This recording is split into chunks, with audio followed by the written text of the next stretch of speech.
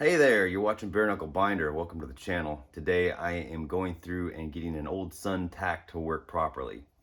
Now, the Sun Corporation was started in 1931 to build test and service equipment for the automotive industry. They made stuff like timing lights, dwell meters, distributor testers, and if you look in a lot of the old shops back in the day, they had some really cool, like large console equipment. However, the coolest thing, in a lot of people's opinion, that the Sun Corporation ever built was the Sun Tach. Now, the Sun Tach is a tachometer, it's electronic, it runs off the distributor. To simplify what it does, it basically counts the ignition fires. Now, the Sun Tach is a fairly simple thing. However, it's been difficult to run them as they were originally built because there's a component that is no longer available. So Sun Tachs are iconic. They are one of the coolest things you can have in an old hot rod. In the interior, you know, they just look so cool. But of course, if it doesn't work, it's not really that cool. So one route that people have gone is to retrofit the inside, where they just gut it and, you know, put newer stuff in it so it looks like the original but doesn't work like the original. And I personally don't like to do that. I don't like it when people buy old stuff and systematically remove everything old about it that makes it cool, you know, and replace it with new stuff. That it's just not my style. I'm not saying there's anything wrong with it. I'm just saying it's not my style. So if I'm gonna have a Sun Tach that works, I'm gonna have the original electronics working it. Now, the only problem with that is there's one consumable inside that unit that is no longer available. So it makes it really tough to run these up until this point, because I figure out how to do it. I'm probably not the first, but it's really easy, it's really cheap. It's actually cheaper than the old way. So let's get into it. Let's start with the components. So the Sun Tach setup has two different major components. You have the gauge and you have the transmitter. So as far as the gauges are concerned, this is a standard font for a sun gauge of the time, like the numbers and everything.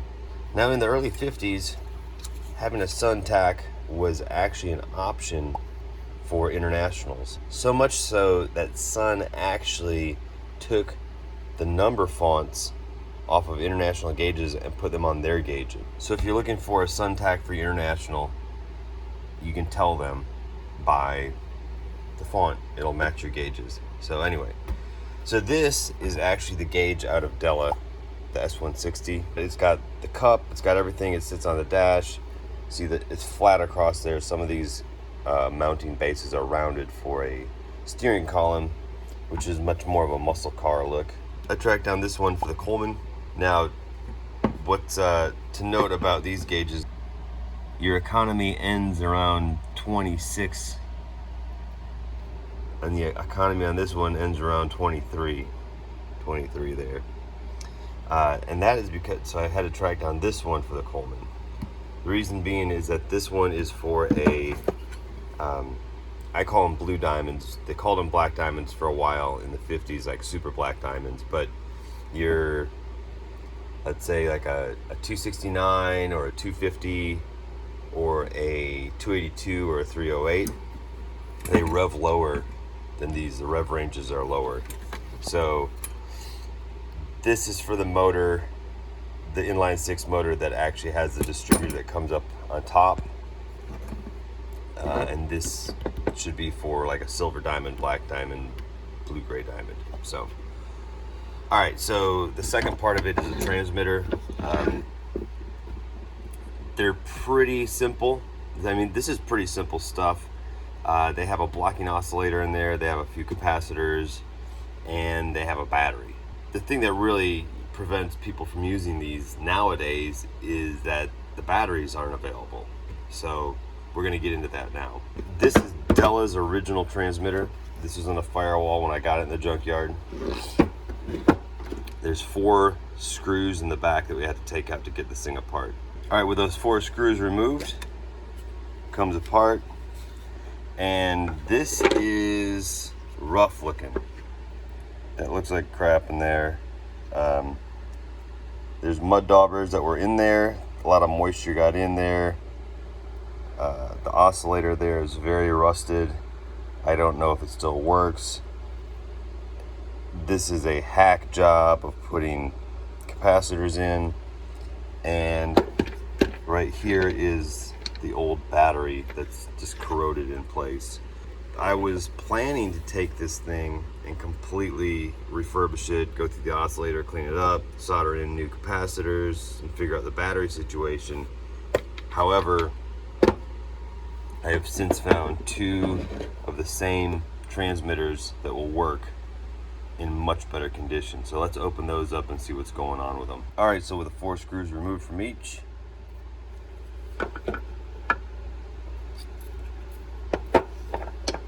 all right, this one is very clean.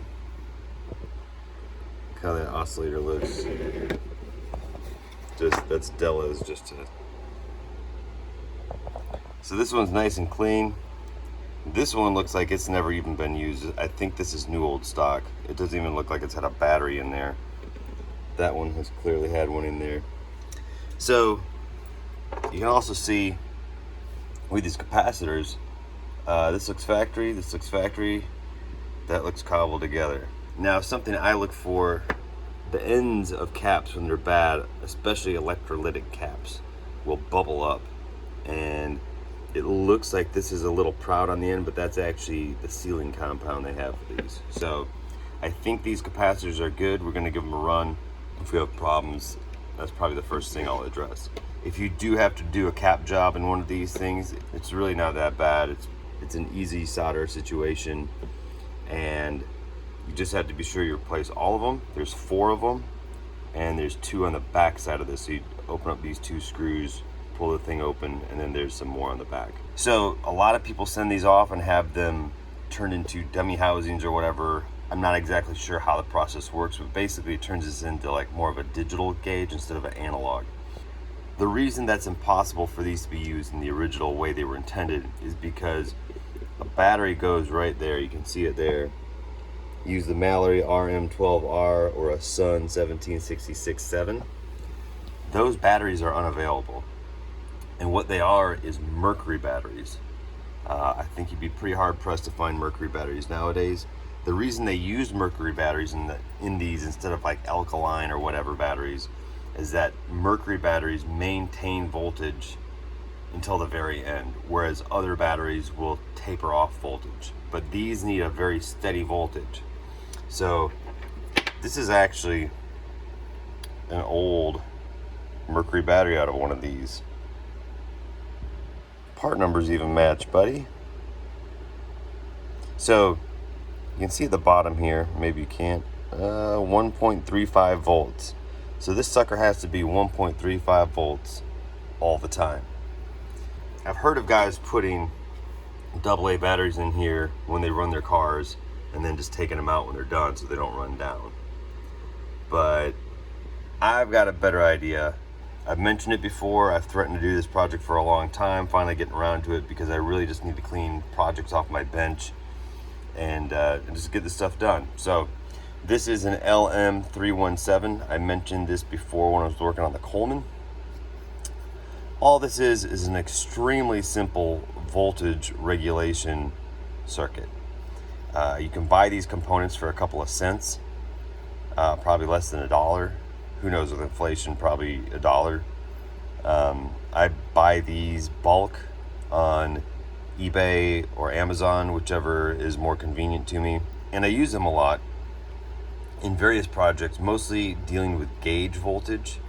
I don't like to use constant voltage regulators, the old school style, commonly referred to as CVRs. I'd rather use these because I can adjust the voltage exactly and it stays dead on to exactly what I set it. So when I was setting up the Coleman's electrical box, I put one of these in there dedicated for running a tach, just knowing that at some point I was going to put one of these in there. So basically what it is on this, on the back of it, you'll see VIN and VOUT, voltage in, voltage out, ground and ground. So basically you're running voltage in the one side, voltage comes out the other side. You adjust it with this little itty bitty trim pot there, that little brass screw. So you're going to need a tiny screwdriver, but you basically just put the probe of a a multimeter here and just get the voltage down to 1.35 and send it. So how am I going to get this in here? Obviously, the battery goes in here and then you seal the thing up. So what I'm going to do is I'm going to drill some small holes. You only need some small wires coming through. And then I'm going to solder it directly to here on the tab. I'm not going to solder it directly to the wire. I'm going to have them meet on this tab as kind of a junction box. I'm going to have the wires come up through the back. The hole will come through probably about right here. And then I'm going to seal the front and the back once I get everything soldered in with some silicone on there, on the front, on the back, on the front, just to keep moisture and dirt out of these, because as you can tell, moisture and dirt will kill one of these. So we want to keep her fresh. The other thing is you have an adjustment here on the oscillator just for fine tuning so the needle isn't bouncing around. I think one important detail about these is that they're typically mounted on the firewall, the transmitters are. And I've never seen one inside a truck. And I'm wondering, because of how it works with an oscillator, it's made by the Sun Corporation. This basically works on the same principles of, say, like an old school dwell meter or a timing light. And I have an old school Sun timing light, and as soon as you put power to that thing, it just starts vibrating and humming and all this stuff. So maybe they put it on the firewall to keep the noise down. So I'm putting this on the firewall. I got a good location for it right next to my electrical box out there. But I am running power from the electrical box inside the truck, and the gauge is running from the inside of the truck. So anyway, I just got to do some quick wiring. It's super simple. I'll show that to you now. I picked up this charming reprint off of eBay, mostly because I wanted a schematic just to make sure I was putting the right capacitors in here, because this looks cobbled up. Unfortunately, it doesn't actually tell me the values of the capacitors.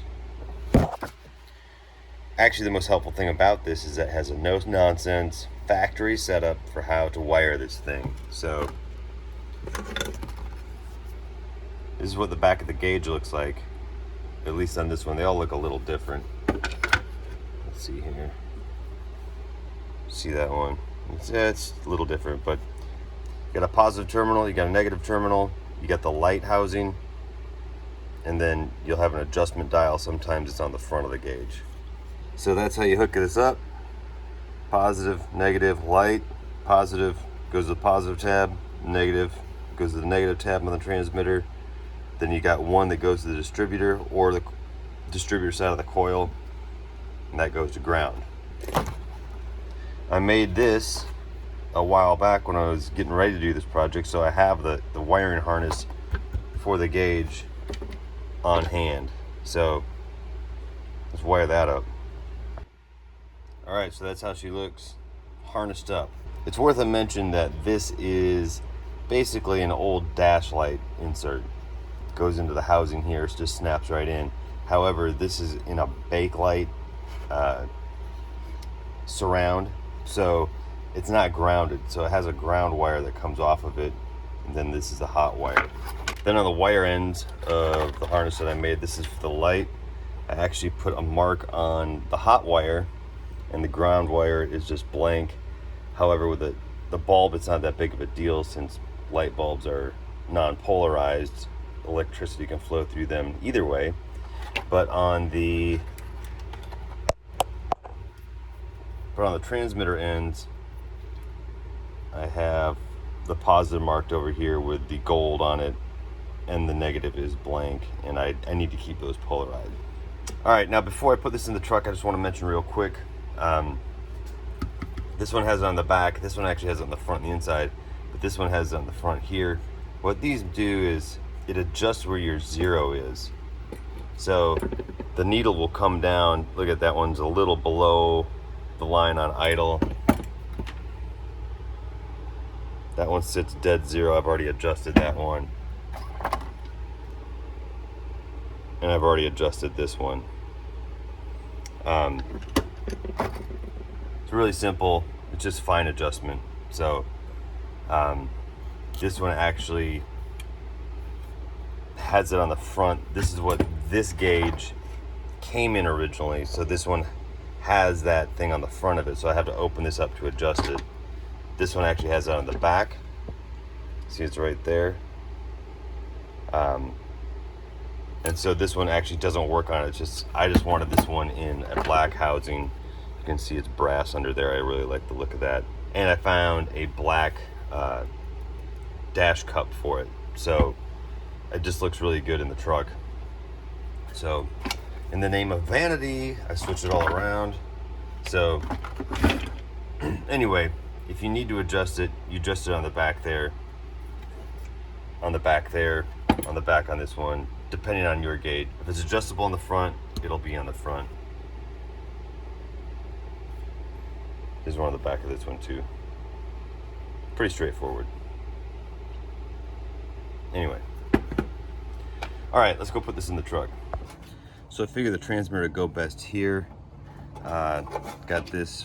This is the cable coming out going to the voltage reducer for the battery replacement. I got my firewall relay box here, and then down here, none of the tabs contact anything metal here, so we're good. So the ground, I have the negative terminal of the battery going to here. On the voltage reducer, just goes to ground, and this is the ground coming up and grounding here for the unit here. This one, I have to run a wire to the distributor side of the coil. It says distributor on it, but you know that wire, it's the same thing on either end. So, and then these are the two positive and negative for the gauge. And now inside the truck, with the gauge here, the harness goes into here. I've had to drill a hole in here. Obviously, I had to drill this and mount this here, but there's a hole there in the bottom. You can see the hole. The wires go through there. Then the voltage reducer, it's that one right there, and so I'll tie into where it goes to on the terminal block there and run through to the gauge. When this gets into the gauge cup here, these wires, obviously the little ones go to the transmitter, and then the one for the light, the hot wire goes to the one on the light switch that feeds the dash lights, and then this one will just go to ground.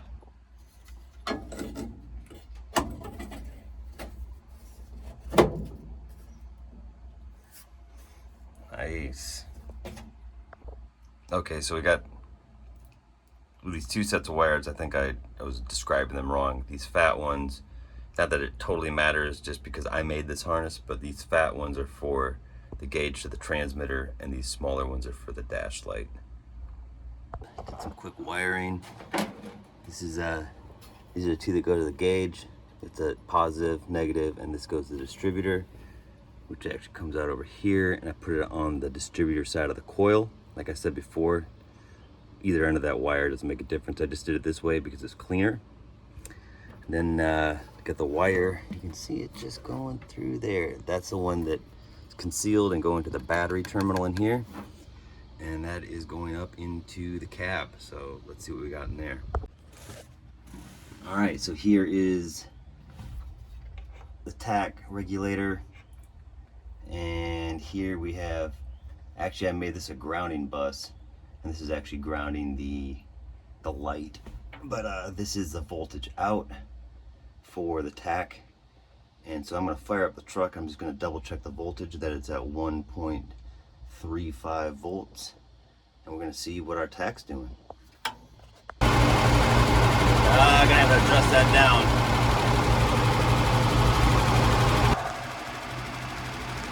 That'll work. But our gauge isn't working, so we gotta figure this out. All right, I'm gonna have to readjust this. It's reading 300 RPM when the motor's off, but let's check it out here.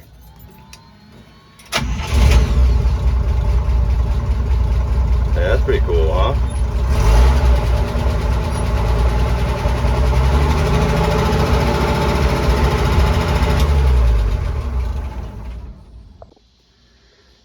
All right, I'm pretty happy with that. I had to make some minor adjustments, and let me show you what I did.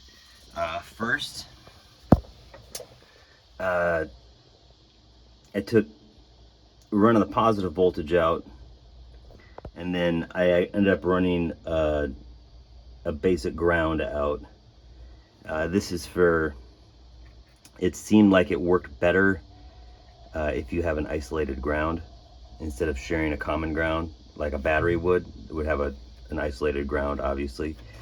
So I added that. Okay, here on the transmitter, like I said, I caught the ground and I removed it from having a common ground with this and just went to the regulator out so that it's an isolated ground. I took this off here, and then there's a little bronze washer and a copper spring in there. You gotta take them off real easy. And so I was able to take this out. There's points in here. Took that out just to make sure that everything was a-okay, and I ended up getting a reading on the gauge by just turning this a quarter turn, checking the gauge, turning it a quarter turn, checking the gauge. Man, they're loud today. Anyway, finally I got a steady reading and we're going with it. So you can make one of these work without a mercury battery, just using a adjustable voltage regulator. You don't need the battery. So yeah, now I've got to take this thing off because the bolt's coming in from the back so I can put the cover on. But other than that, looks like we're pretty much done.